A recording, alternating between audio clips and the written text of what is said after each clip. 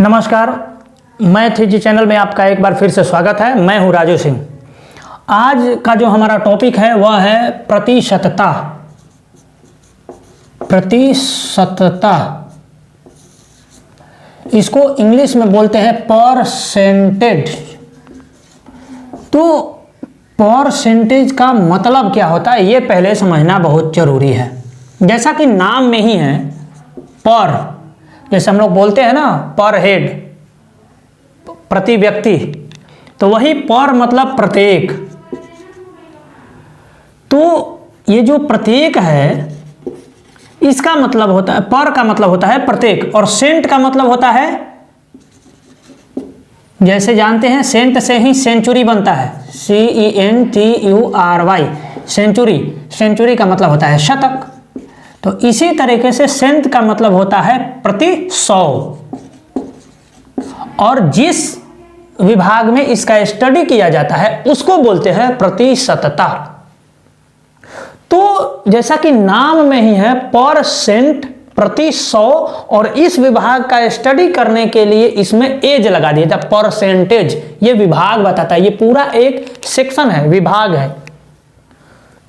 तो ये जो परसेंटेज, जैसा कि नाम में ही है कि पर का मतलब प्रत्येक और सेंट का मतलब होता है 100।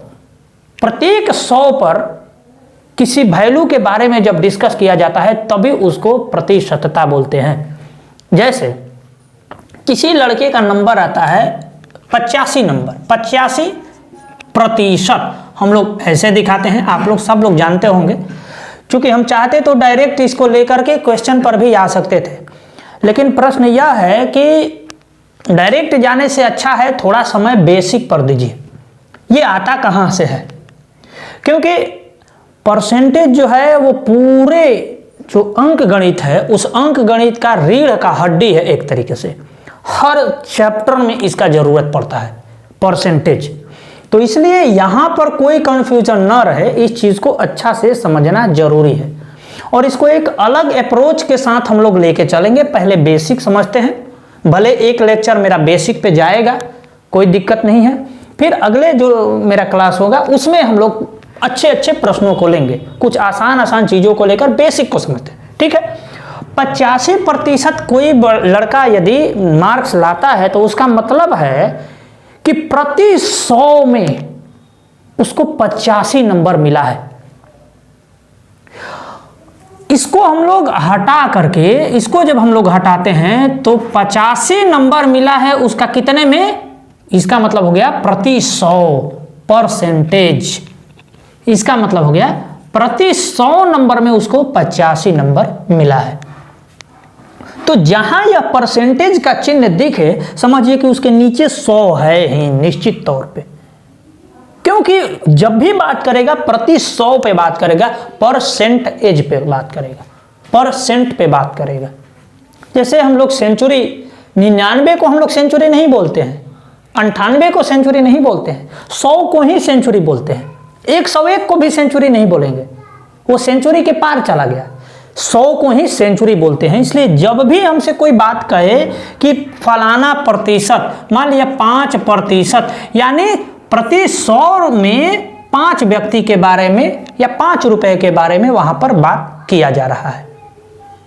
इसका कॉन्सेप्ट यही है। अब इसको हम लोग काट सकते हैं, काट कूट करिए 20 बार में, इसको 1/20 लिख सकते हैं। क्योंकि 100 व्यक्तियों में या 100 रुपया में 5 रुपए के बारे में बात कर रहा है, तो 1 रुपया के बारे में 20 रुपया पर, यानी 20 पर 1, 100 पे 5, 200 पे 10, 400 पे 20, सबका वैल्यू वही है, आएगा 5%। तो सबसे महत्वपूर्ण यह है कि हमें इसका बेसिक कॉन्सेप्ट हमको क्लियर रहना चाहिए कि परसेंट का मतलब क्या होता है। बहुत बार क्या होता है कि हम लोग डायरेक्ट थोड़ा थोड़ा बता के और डायरेक्ट क्वेश्चन पे जंप करेंगे, जब बीच में सवाल आएगा और उसको हम सोल्व करेंगे तो बहुत लोगों का कंफ्यूजन होने लगता है। तो हम लोग एक अप्रोच क्रिएट करेंगे, उस अप्रोच के साथ हम लोग लेके चलेंगे। ये समझ में आ रहा होगा, हमको लग रहा है कि इसमें कोई कहीं किसी को दिक्कत नहीं आ रहा होगा। अब आते हैं कुछ फैक्ट्स पर। अब देखिए कि एक होता है परसेंटेज वैल्यू और एक होता है फ्रैक्शन वैल्यू।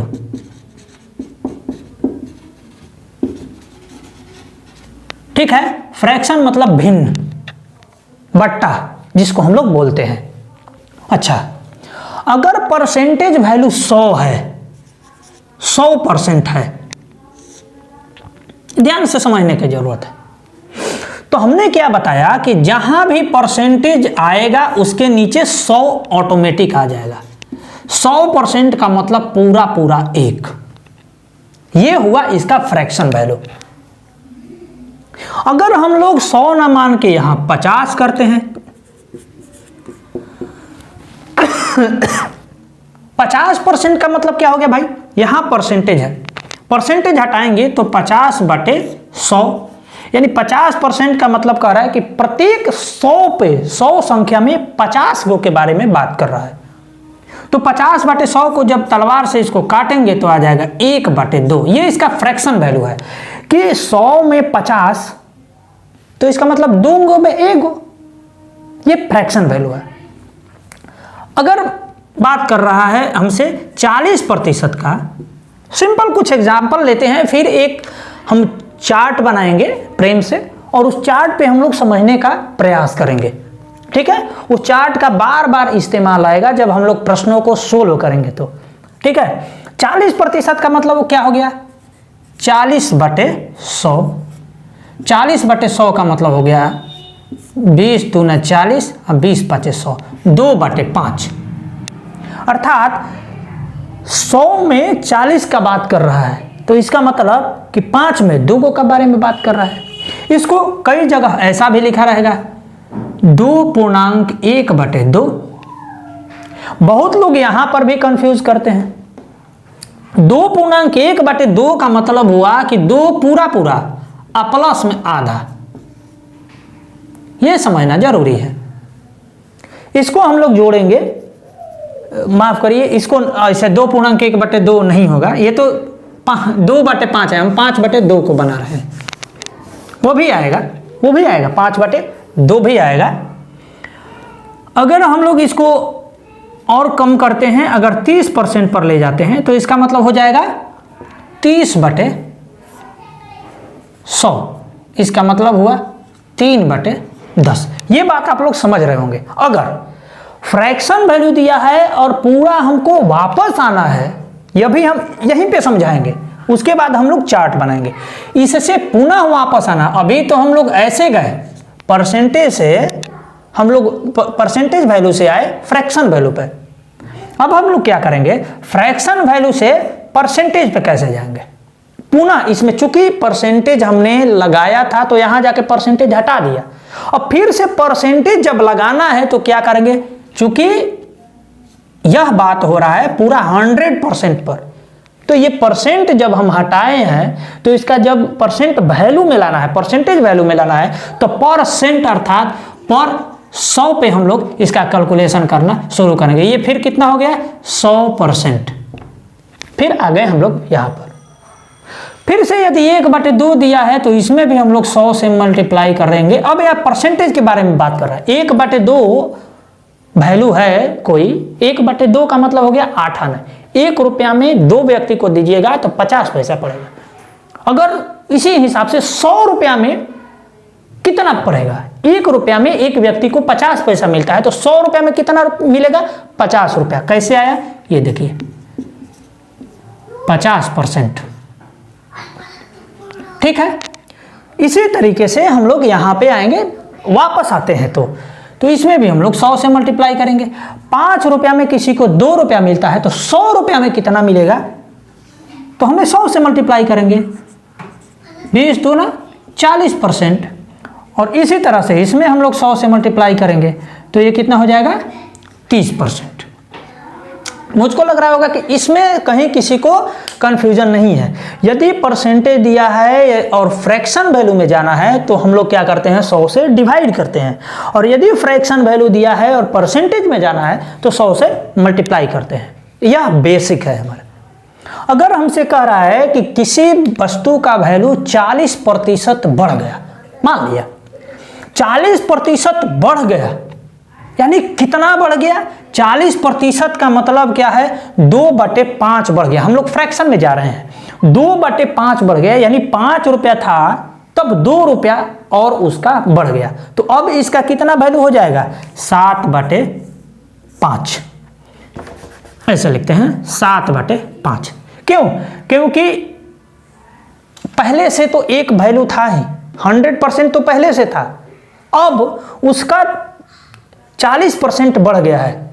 मतलब 100% पहले से था और 40% और बढ़ गया। और 100% का फ्रैक्शन वैल्यू होता है 1 और 40% का फ्रैक्शन वैल्यू होता है 2/5।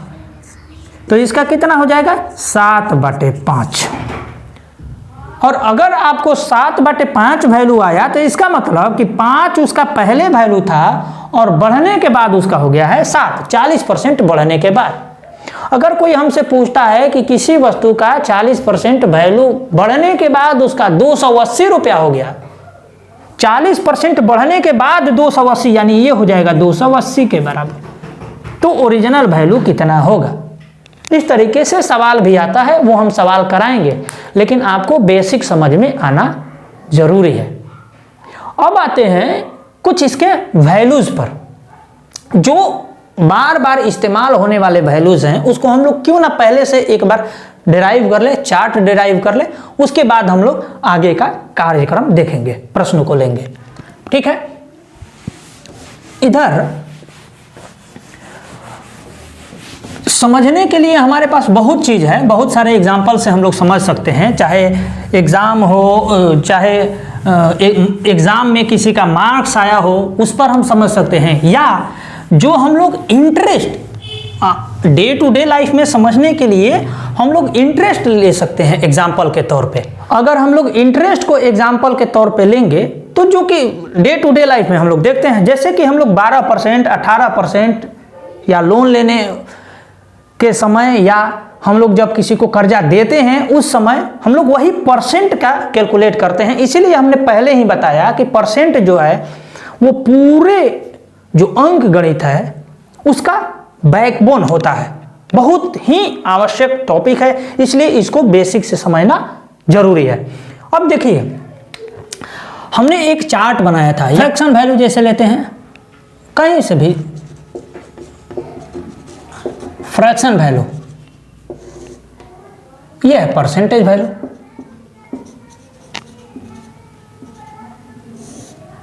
अब आइए, जैसे फ्रैक्शन वैल्यू में एक है पूरा पूरा, तो क्या होता है? हमने अभी बताया 100%। छोटा छोटा लेते हैं, इतना बड़ा लिखेंगे नहीं, ये 2 लाइन में जाएगा, इसलिए यहां फ्रैक्शन वैल्यू, यहां percentage value, same to same इधर भी आएगा। देखिए, अगर फ्रैक्शन वैल्यू 1 है तो परसेंटेज वैल्यू कितना हो जाएगा? 100। अगर फ्रैक्शन वैल्यू 2 है तो फ्रैक्शन वैल्यू कितना हो जाएगा? इसमें हम लोग क्या करेंगे? परसेंटेज वैल्यू निकालने के लिए क्या करेंगे? इसमें 100 से मल्टीप्लाई करेंगे, लेकिन वो तो सीधा सीधा हो जाएगा, 1/2 करते हैं। 1/2 है तो इसमें 100 से मल्टीप्लाई करेंगे, 50%। ये सारा परसेंटेज वैल्यू है। 1/3 लेते हैं। अब यहां से हम थोड़ा सा डाटा उलट पुलट के लेंगे। 1/3 लेंगे तो इसका आ जाएगा 33.1/3। तो इसे आया, इसमें 100 से मल्टीप्लाई करिए। ठीक है, 1/4 लेते हैं।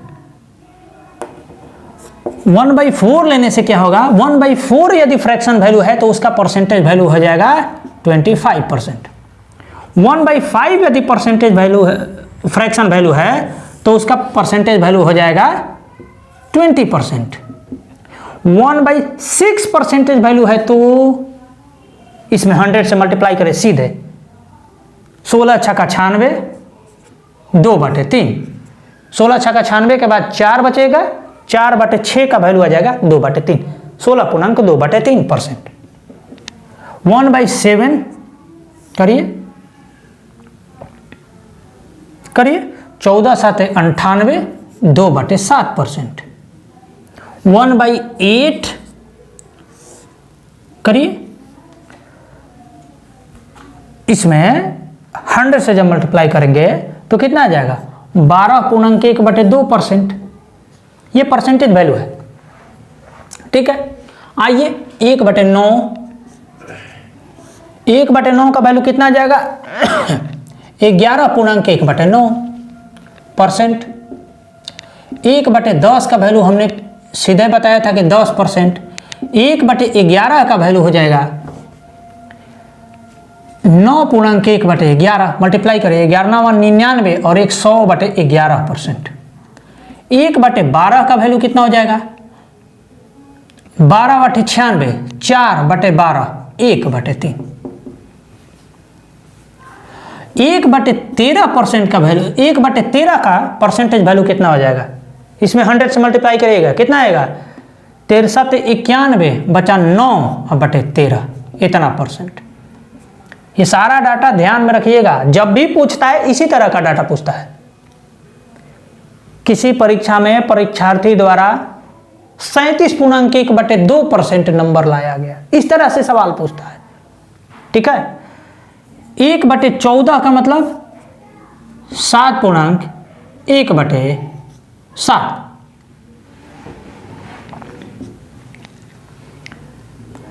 1/15 का मतलब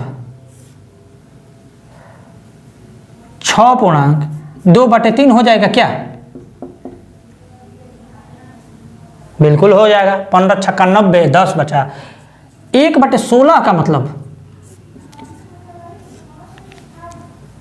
16 छक्का नहीं, 1/15 का मतलब, हाँ ठीक है, इतना ही आएगा। 16 छक्का 96, 4, 1/4। 1/17 का मतलब 17×5 = 85, 15/17। ये देखिए, ये डाटा देखिए, 1/17 का वैल्यू 5.15/17। हालांकि बहुत कम इस्तेमाल होता है यह, लेकिन बहुत महत्वपूर्ण है।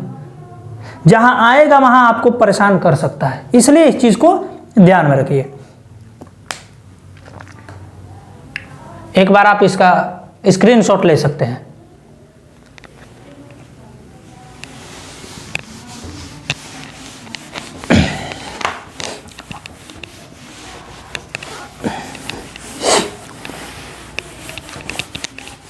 अब आइए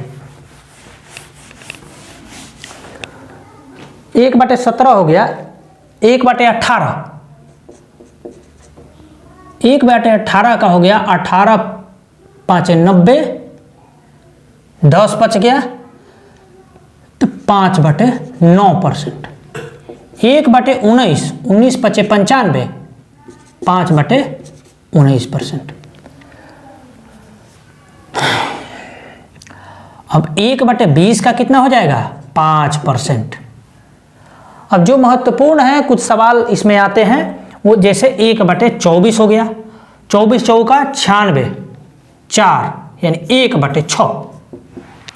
1/25 हो गया 4%। 1/30 हो गया, हमने बोला था ना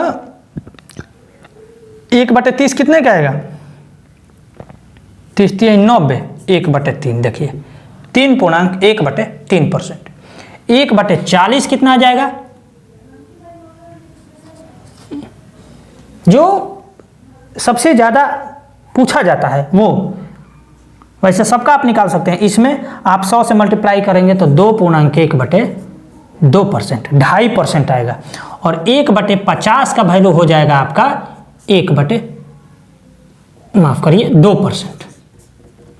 और 100 का आ जाएगा 1%। इस तरीके का जो कुछ डाटा है हमने दिया। अगर आपको इससे अगर आपको 2/25 दिया हुआ है तो 3/25 दिया है तो इस तरह के जब सवाल दे 2/30 दे दे तो, चाहे 6.2/3 दे दे तो 6.2/3 दे सकता है। तो आप कैसे निकालेंगे? यदि 1/3 का वैल्यू, 1/2 का वैल्यू, 1/5 का वैल्यू आपको याद है, तभी आप वैसे प्रश्नों को आराम से, वैसे परसेंटेज वैल्यू को आराम से निकाल सकते हैं। अब आइए कुछ वैल्यूज को हम लोग फाइंड आउट करना सीखेंगे। जैसे हमसे यदि 2/7 का वैल्यू कहे तो 2/7 का हमसे पूछा जा रहा है, हमें निकालना है। अगर कहीं जरूरत पड़ गया इतना वैल्यू का, तो हमें 1/7 का हमको याद है क्या, 14.2/7 आता था क्या। तो उसी तरीके से 2/7 का निकालना है तो क्या करेंगे, इसमें 2 से गुणा करेंगे।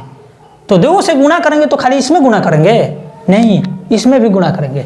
इसका आ जाएगा 28.4/7,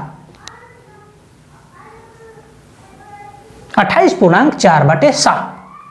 यदि हमसे 4/7 के बारे में बात करें तो 4/7 में तो इससे 4 से मल्टीप्लाई करना पड़ेगा, तो इसमें 4 से मल्टीप्लाई करिए तो ये कितना हो जाएगा, इसको ध्यान से समझिए।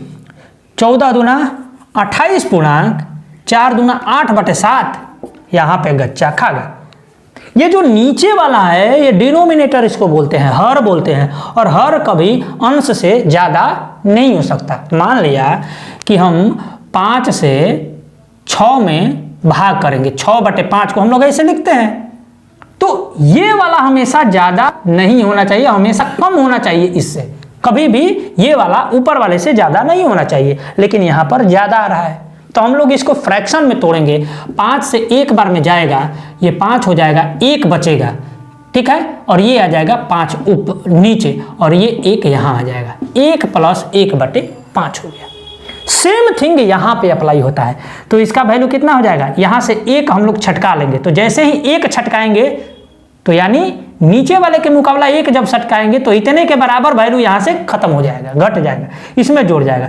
तो ये 28 तो था ही, और इसको 1 + 1/7 लिख सकते हैं क्या, तो इसका हो जाएगा 29.1/7। ये हमने जानबूझकर यहां पे डाला ताकि आपका कंफ्यूजन क्लियर हो सके।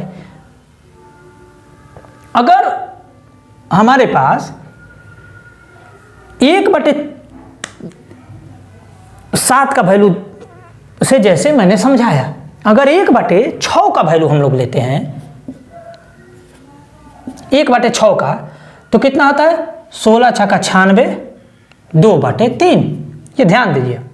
अगर हम लोग 2/6 का लेते, 2/6 लीजिए, या ठीक है, ये तो 2/6 तो कट ही जाएगा, 1/3 आ जाएगा, 1/8 कोई दूसरा लेते हैं, 1/7 हो गया, 1/5 नहीं,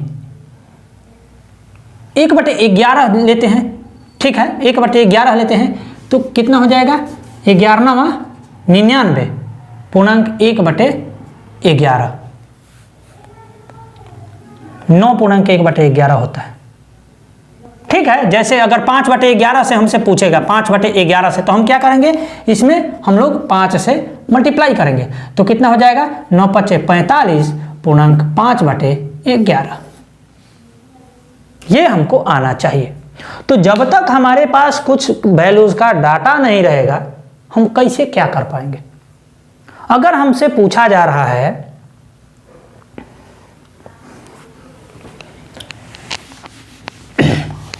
जैसे हमारे पास है कि 37.1/2,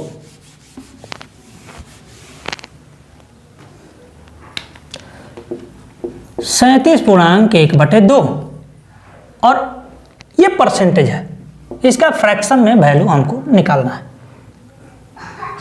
अगर आप भूल गए, मान लिया कि आप भूल गए एग्जाम के समय में, या प्रेशर होता है एग्जाम के समय, भूल गए, तो हम लोग सीधा करेंगे, क्या करेंगे, 37 दूना 74, 1 75/2, 75/2 में हम क्या करेंगे, 100 से डिवाइड कर देंगे, 25 × 75, 25 × 100, 3/8 आ जाएगा। अर्थात ये बात कर रहा है प्रत्येक 8 में 3 के बारे में, प्रत्येक 8 में 3 के बारे में बात कर रहा है। 37.2 का मतलब 37.5 प्रत्येक 100 में, 37.5 रुपया प्रत्येक 100 में। इसका सिंपलेस्ट में अर्थ हुआ कि प्रत्येक 8 में 3 रुपया के बारे में यह बात हमसे कर रहा है। अब जैसे एक एग्जाम्पल हम लेके इसको समझाते हैं ताकि आपका विजन क्लियर हो गए। देखिए एक सवाल हम लेते हैं कि यदि किसी सामान का मूल्य 15% बढ़ जाए तो उसमें 30% की वृद्धि होती है। या ऐसे करते हैं कि यदि किसी सामान के मूल्य में 30 रुपया की वृद्धि हो जाए तो 15% उसका वैल्यू बढ़ जाता है। तो 15% वैल्यू बढ़ने का मतलब क्या हो गया? 15% बढ़ गया और वास्तव में बढ़ा है 30 रुपया। 30 रुपया बढ़ाने पर उसका 15% की बढ़ोतरी होती है।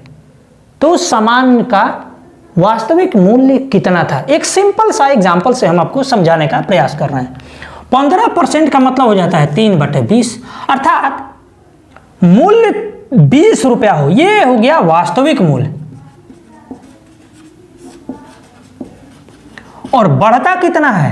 15 बढ़ता है 100 में, अर्थात 20 में कितना बढ़ता है? 3 में। यह बढ़ा हुआ मूल्य।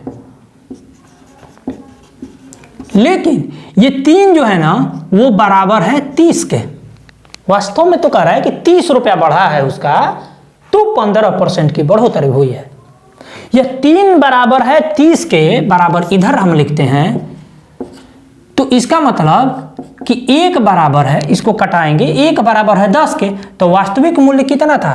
20 बराबर कितना हो जाएगा? 200 का। अर्थात उस सामान का 200 रुपया वास्तविक मूल्य था, जिसमें 15% बढ़ गया, अर्थात 30 रुपया बढ़ा।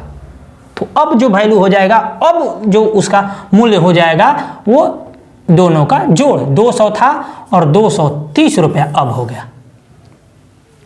मुझको लग रहा है कि इसमें आप लोगों को क्लियर हो रहा होगा मैं क्या समझाने का प्रयास कर रहा हूं। यहां पे एक सवाल और हम लेके सिंपल में समझाते हैं कि यदि किसी गांव की जनसंख्या में 8000 की वृद्धि हो जाती है तो उसकी जनसंख्या 140% हो जाती है। हमने क्या बताया कि यदि किसी गांव की जनसंख्या में 8000 की वृद्धि हो जाती है तो उसकी संख्या 140% हो जाती है। देखिए समझने वाली बात है कि वास्तविक वृद्धि कितनी हुई? वास्तविक वृद्धि 8000। जनसंख्या में कितनी वृद्धि हुई? 8000। लेकिन वास्तव में उसकी जनसंख्या कितना हो गया? 140%। अब 140% का मतलब इसको फ्रैक्शन में हम लोग जब करेंगे तो इसमें 100 से डिवाइड करेंगे, या 100% का मतलब 1 होता ही है और बाकी बचा 40% का मतलब हो जाता है 2/5। ठीक है, अर्थात ये हो जाएगा 7/5। वैसे भी यहाँ 100 से डिवाइड करेंगे तो 7/5 आ ही जाएगा, इसमें कोई दिक्कत नहीं है। अब 7 क्या है? ये बढ़ने के बाद हो जाता है 7। 5 था, उसमें कुछ बढ़ गया तब 7 हुआ। कितना बढ़ा है? 2/5 बढ़ा है, 2 भाग बढ़ा है 5 में। ठीक है, तो हमें मेन बढ़ा हुआ से मतलब है कितना बढ़ा है? 100 तो 100% रहता ही है, कोई भी जनसंख्या जिस समय है वो 100% है। बढ़ा कितना है? 2/5, यानी 2 बढ़ा है, वास्तविक है 5, 5 पे 2 बढ़ गया है, 2 बढ़ा है, इसी का वैल्यू है 8000। तो इसका मतलब 1 का वैल्यू कितना है? 4000। तो 5 का वैल्यू कितना है? अब ध्यान दीजिएगा, 5 का वैल्यू कितना है? 20000। यही हमसे पूछा जा रहा था कि उसकी प्रारंभिक जनसंख्या कितनी थी। प्रारंभिक जनसंख्या थी 20000 और अब जनसंख्या के बारे में बात करेगा तो ये 8000 बढ़ गया है, ये हो जाएगा 28000। किसी को कोई कंफ्यूजन होने का इसमें हमको नहीं लगता कि कोई दिक्कत है कंफ्यूजन होने का। इसमें देखिए सवाल हमने पूछा था सिंपल समझाने के लिए कि यदि किसी गांव की जनसंख्या में 8000 वृद्धि हो जाए तो जनसंख्या 140% हो जाती है।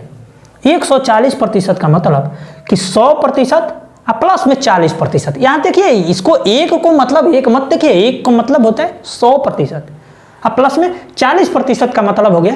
इसको ऐसे भी हम समझा सकते हैं कि 100% प्लस 40%, ये सब प्रतिशत में है। तो इसको हम लोग फ्रैक्शन में करेंगे तो 100 का वैल्यू 1 और 40% का मतलब 2/5। यही बढ़ा हुआ भाग है।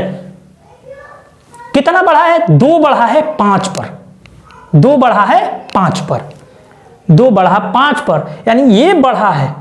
तो 2 का वैल्यू है 8000, तो 1 का वैल्यू कितना हो गया? 4000।